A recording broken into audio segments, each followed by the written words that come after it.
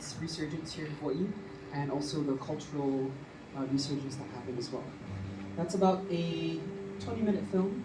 After that, I'll take another 20 minutes to bring up the night sky, and I'll show you the night sky you'll see tonight, and we'll do some stargazing and some navigation like you'll learn in the film. Altogether, the show is around 45 minutes, so I'll get you out of here.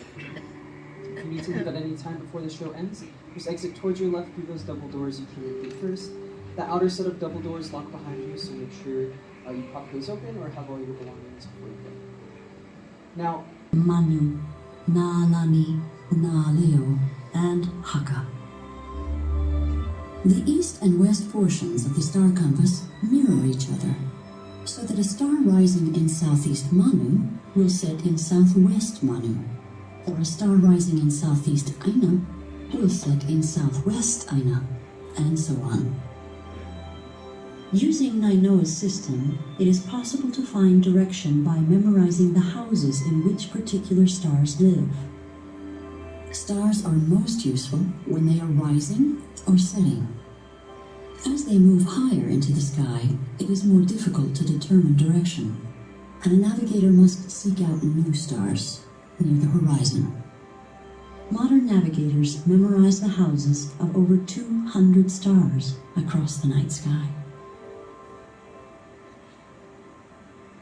Nainoa's work to once again make the night sky relevant to Hawaiians inspired others to do the same. Years later, Hawaiian scholars at the University of Hawaii developed what they called the Hawaiian star families. Na Ohana Hoku Eha.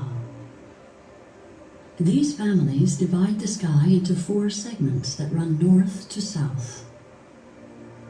3 of the 4 families can be seen throughout the course of a single night at any time of year.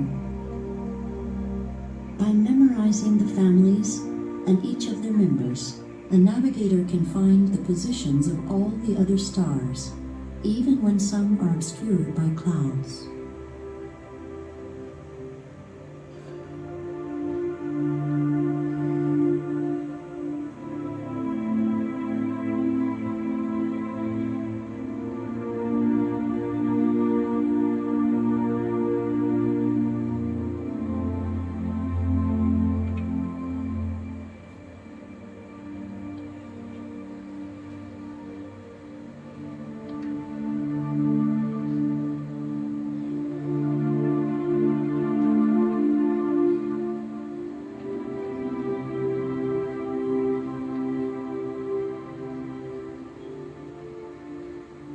The stars are just one of many tools used in traditional navigation. Throughout a voyage, when skies are clear and a heading can be found by the sun and stars, a navigator heeds the direction of the wind and ocean swells. Understanding wind and current patterns allows them to feel their heading, even in the absence of visual cues. Is really he's the ancient one, he's the complete navigator, he's the full navigator, and we're just students of it. He'd tell me stories about his grandfather on the voyaging canoe. He'd say, when I'm on the canoe, the wave make the canoe go up and down, and the canoe make me sick. My grandfather tied my hands with a rope, throw me into the ocean and drag me in the ocean. This is 5 years old, by the way. When he throw me in the ocean, my grandfather made me go inside the wave. When I go inside the wave, I become the wave. When I become the wave, then I'm navigating. A wayfinder is mindful of the subtle clues that reveal islands just beyond the horizon. From hundreds of miles away, clouds can be seen forming over mountainous areas.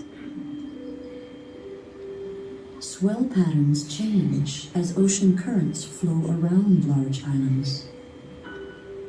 Birds can be spotted flying towards land as they return to their nests after searching for food at sea. After 2 years of studying the waves, winds, and stars under Mao's guidance, Nainoa successfully navigated to Tahiti in 1980.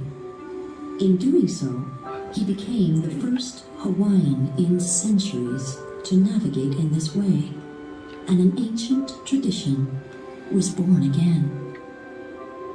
Hokule'a's warm and excited welcome into Papayete Harbor symbolized a reconnection of Hawaiians and Tahitians through voyaging, a tradition that had faded over time. And this journey did more than just revive voyaging traditions. Hokule'a's return from Tahiti sparked the beginning of a Hawaiian cultural renaissance.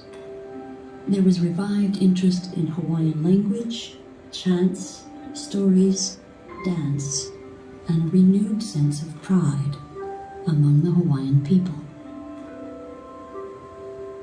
These early voyages to Tahiti were just the beginning. The Polynesian Voyaging Society continued to reconnect with other island nations over the next several decades. They sailed Hokulea to every corner of Polynesia, including New Zealand in 1985 and Easter Island in 1999. And in 2007, Hokulea made a symbolic voyage to Mao's home in Satawal to thank him for all that he had done to help revive the voyaging tradition in Polynesia.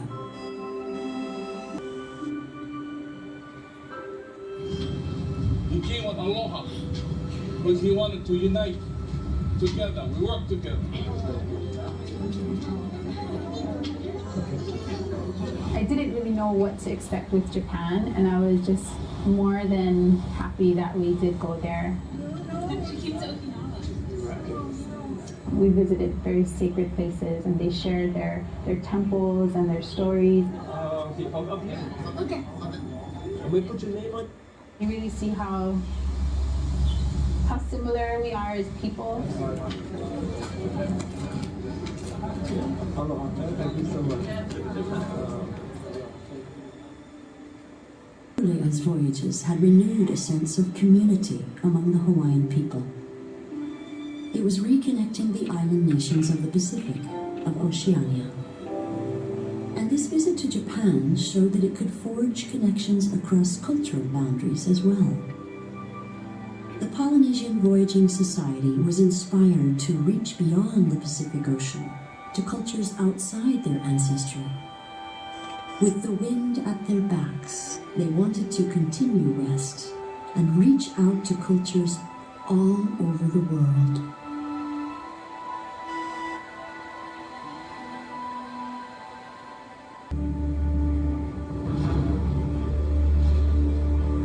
In the fall of 1992, as Nainoa sailed Hokulea across the Pacific, he spoke over satellite phone with an astronaut from Hawaii who was orbiting the Earth in the space shuttle Columbia.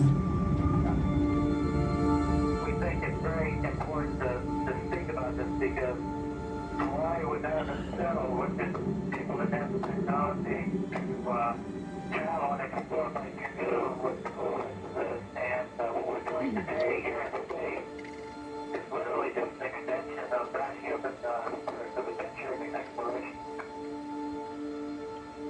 He told Nainoa that you can never believe the beauty of the island Earth until you see it in its entirety.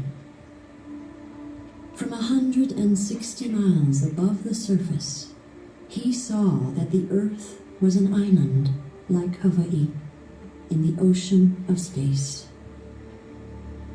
This reaffirmed to them both the importance of taking care of our planet, as it is a life-giving home for all of humanity. Islands throughout the Pacific needed to be shared with the rest of the world. This inspired the mission for a worldwide voyage on Hokulea, to share practices for living sustainably and learn what others are doing, to bridge communities and together navigate toward a sustainable future. Malama Honua, to care for the Earth.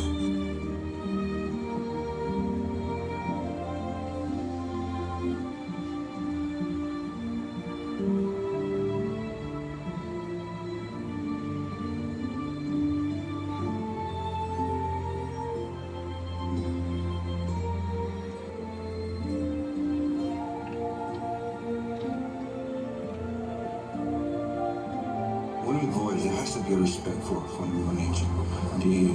The sea offers us gifts in terms of the fish that we can gather from it, the rain that'll refill our empty water bottles.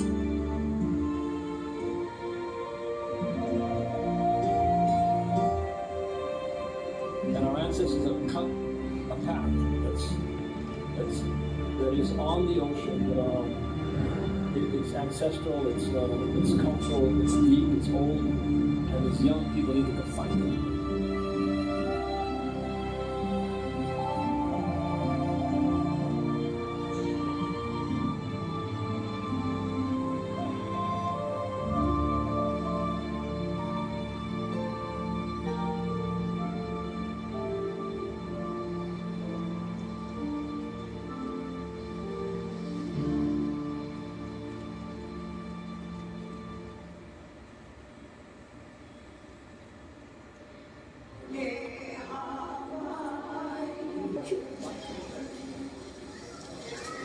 It's a difficult one. This voyage, if I can leave you with anything, is not about us. We leave for 3 years to find culture that is not defined by geography or nationalism, by ethnicity. It's about a culture, a new culture that needs to emerge on this earth. That's about humanity. That the core of that culture, the definition of that culture is values. That a new definition of wealth is not about what we can accumulate and take for ourselves. The new definition of wealth is what we can give away. That's what we believe, and that's why we sail. We knew that the voyage would never take place unless we could build a community that could take care of that canoe, to make sure that there's a future for these canoes that is embedded in the hearts and the minds of young people.